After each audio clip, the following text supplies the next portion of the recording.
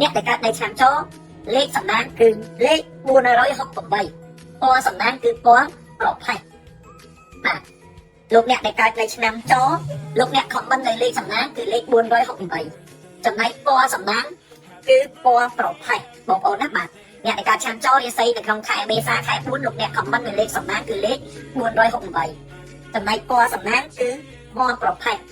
លោកអ្នកដែលកើតនៅឆ្នាំចដើមខែលោកអ្នកប្រយ័ត្នឆ្លោះគ្នាបាទលោកអ្នកប្រយ័ត្នឆ្លោះគ្នាជាមួយប្តីប្រពន្ធជាមួយគូស្នេហ៍អ្នកដែលកើតឆ្នាំចដើមខែប្រយ័ត្នឆ្លោះគ្នាណាបាទជាមួយគូស្នេហ៍ជាមួយប្តីប្រពន្ធប្រយ័ត្នឲ្យមែនតើពីព្រោះថា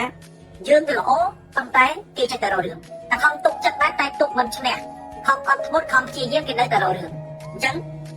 យើងត្រូវតែប្រយ័ត្នប្រយែងពីថ្ងៃទីដើមខែនឹងប្រយ័ត្នឆ្លោះគ្នាបងប្អូនគ្រប់គ្នាអ្នកកើតឆ្នាំចប្រយ័ត្នឆ្លោះគ្នាបងប្អូនអ្នកដែលកើតឆ្នាំចពីថ្ងៃ8ដល់ថ្ងៃ10មានលៀបចូលអ្នកដែលកើតឆ្នាំចពីថ្ងៃទី8ដល់ថ្ងៃទី10មានលៀបចូលលៀបអ្វីលៀបផងចូលណាបាទពីថ្ងៃទី8ដល់ថ្ងៃទី10អ្នកដែលកើតនៅឆ្នាំចមានលៀបផងចូលអញ្ចឹងសូមជូនពរដល់អ្នកដែលកើតឆ្នាំចទាំងអស់ឲ្យមានលៀបផងចូល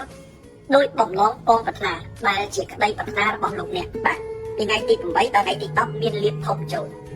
អ្នកដែលកើតឆ្នាំចពីថ្ងៃ15ដល់ថ្ងៃទី17ឈឺបាទហើយបើអ្នកទទួលទានគ្រឿងសង្វឹងផ្អាកបាទអ្នកទទួលទានគ្រឿងសង្វឹងផ្អាក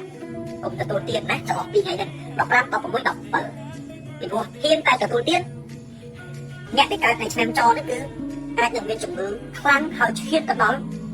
បញ្ហាធ្ងន់ធ្ងរដល់ជីវិតណាបាទវាអាចបណ្ដាលមកពីការទទួលទានគ្រឿងស្រវឹងចឹងអ្នកអាចចាំចូលផ្អាកហ្មងគេថាគ្រឿងស្រវឹងនឹងធ្វើឲ្យលោកអ្នកមានគ្រោះធំចឹងប្រយ័ត្នពីថ្ងៃ15ដល់ថ្ងៃ17កុម្ភៈបាទអ្នកទៅទទួលទានគ្រឿងស្រវឹងប្រយ័ត្នសុខភាពណាអត់ទាន់ខ្លាំងបាទមូលនិធិថាគ្រឿងស្រវឹងអាចធ្វើឲ្យយើងមានបញ្ហានៅថ្ងៃទី15ដល់ថ្ងៃ17ណាបាទហើយបើឈឺយើងអត់ញ៉ាំគ្រឿងស្រវឹងយើងឈឺតិចហើយបើយើងញ៉ាំគ្រឿងស្រវឹងវាអាចប៉ះពាល់ដល់ជីវិតចឹងត្រូវប្រយ័ត្នប្រយែងពីថ្ងៃទី22ដល់ថ្ងៃទី24បាទពីថ្ងៃទី22ដល់ថ្ងៃទី24លោកអ្នកដែលកើតនៅឆ្នាំចបាទលោកអ្នកដែលកើតឆ្នាំចគេថាមានលៀបត្រូវឆ្នោតបាទមានលៀបត្រូវឆ្នោតខ្ញុំអត់ឲ្យបងប្អូនទៅចាក់ឆ្នោតទេប៉ុន្តែសូមឲ្យបងប្អូនកុំលេងល្បែងប៉ុន្តែគាត់ថាជើងលេខគេថាយើងមានលៀបត្រូវឆ្នោតតែរង្វាន់ធំអីចឹងទៅប៉ុន្តែសូមឲ្យបានលុយធំចូលមកបាទហើយអ្នកដែលកើតឆ្នាំចចុងខែបាទអ្នកដែលកើតឆ្នាំចចុងខែមានដំណឹងល្អបាទដំណឹងដែលយើងទន្ទឹងរង់ចាំជាយូរមកហើយសម្រាប់លោកអ្នកដែលកើតនៅឆ្នាំចហ្នឹងបាទគឺនឹងទទួលបានដំណឹងគួរជាទីពេញចិត្តបាទគួរជាទីពេញចិត្តពីព្រោះថាយើងចង់បានយូរហើយតែវាអត់បានទេដំណឹងខំទន្ទឹងរង់ចាំតែវាអត់មកបើឥឡូវនេះគឺវាដល់ពេលវាឲ្យយើងឃើញហើយបាទអញ្ចឹងនឹងបានដូចបំណងនឹងបាន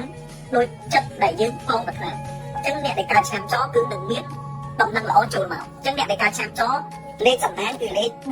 468